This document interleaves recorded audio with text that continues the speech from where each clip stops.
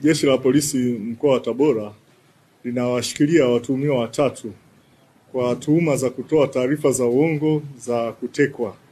Watuhumiwa wanaoshikiliwa ni Adija Jimmy Murijo, huyu ana umri wa miaka 39, kabila ni Mpare, ambaye ni mke wa Emmanuel Peter Mchari.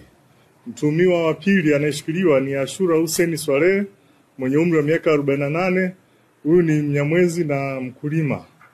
Mtuhumiwa wa tatu anayeshikiliwa ni Vitus Joseph, ana miaka 34, mkulima na mua. Watuhumiwa hawa watatu kwa pamoja walishirikiana kutengeneza taarifa ya uongo kwamba Adija Jimmy Murijo ametekwa na watu ambao hawajulikani na lengo lao ni kujipatia fedha.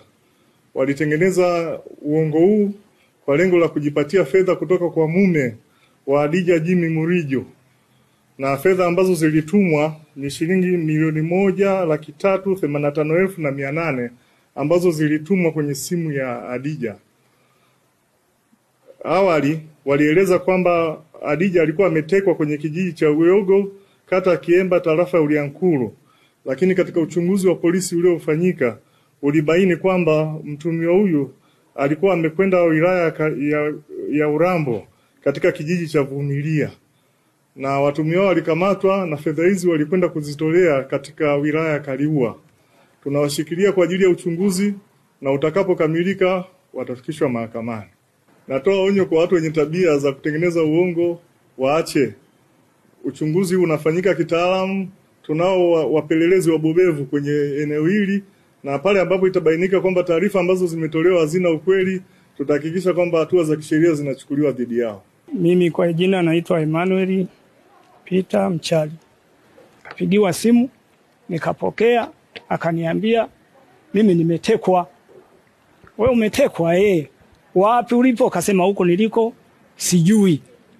Niko kwenye jumba ambalo limepigwa bati, limeezekwa tu, halijawekewa milango wala madirisha. Kidogo nikasikia sauti nzito, lete hiyo simu. Akachukua ile simu, ananiambia hello bro, tunataka utume hela 2,000,000. Kaambia 2,000,000 za nini? Au unataka tufanye show? Ile swali lile nikaona hawa kweli inawezekana ni watekaji. Sasa kwa sababu ana na mtoto wangu anaye kule, mimi ilibidi nikamwambia nipeni muda. Wakaniambia tunakupa dakika 4. Nilichokifanya nikaenda polisi kwenda kutoa taarifa. Jamani, kuna tukio hili limetokea, kuna mtu fulani ametekwa. Ametekwa Sasa mzee, hebu nenda kalale. Haya maswala yanatakiwa masaa 24. Mimi nikarudi kulala.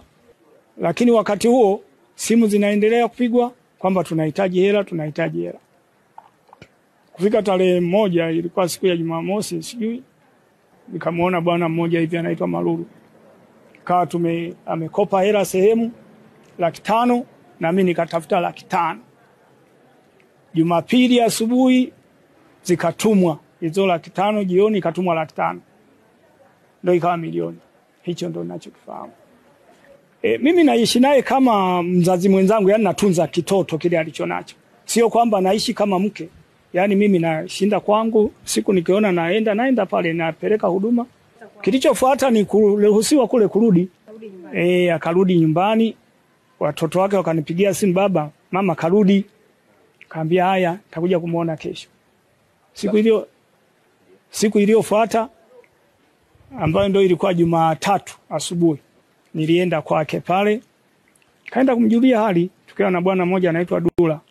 Kaenda pale tukamjulia hali, tukakuta kwa kweli hali sio nzuri, ana sheki. Sasa siwezi kujua kama kule kusheki ni kuigiza au vipi, mimi sijui. Basi tukamjulia hali, baadaye sisi tukatoka. Aliniambia kwamba alikuwa anapigwa mabanzi na kwamba kula alikuwa hali. Naona. Alafu akiambiwa naomba maji, analetewa mikojo. Ndiyo maelezo aliyokuwa ananieleza. Yaani ushiriki wangu ni kama kawaida. Kodi ya nyumba nalipa, bili ya umeme nalipa, bili ya maji nalipa. Na matumizi anapewa. Zaidi ya hapo labda kwa ina lingine. Sasa siku hiyo tu mimi nilishtukia kwamba simu imepigwa kwake. Akaniambia mwenzangu, mimi tunaitwa kwa mkoa. Nikamwambia twende. Nikamleta mpaka hapa. Akaeleza mwanzo mwisho. Ndio akamuuliza kwamba unaweza kutupeleka kwenye eneo la tukio na ukatuonyesha? Akasema nitawapeleka pale waliponiachia, waliponitelekezea, yani kwamba mimi nakuleta hapa sasa na kufungua, fuata njia hii utakutana na barabara. Pale ndo alipotupeleka. Akawa ameniuliza hivi, kesho vipi utakuwepo nyumbani? Nikamwambia nitakuwepo. Kwani vipi? Akaniambia wifi yangu nimekumisi, nataka nje kukusalimie. Nikasema sawa wifi yangu, karibu.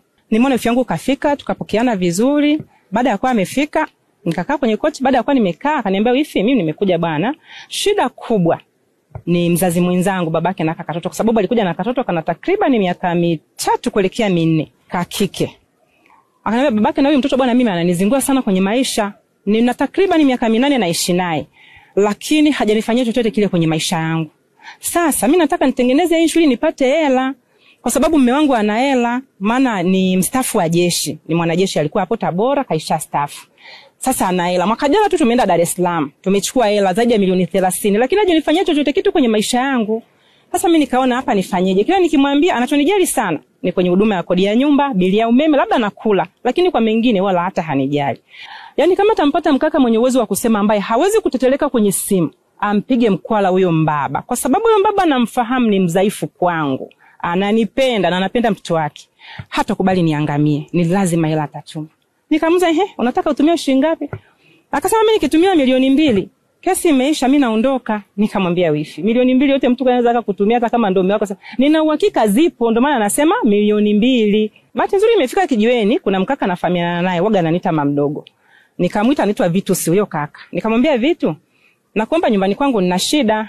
Kweli yule kaka kaingia ndani. Baada ya kuingia ndani yule kaka, mida tunakula, nikamuuliza wifi, vipi ratiba zako zimekaeje? Akaniambia ziko zinatiki. Kaka akakubali, kasema atanisaidia kupiga mkwala. Nikamwambia haya sawa.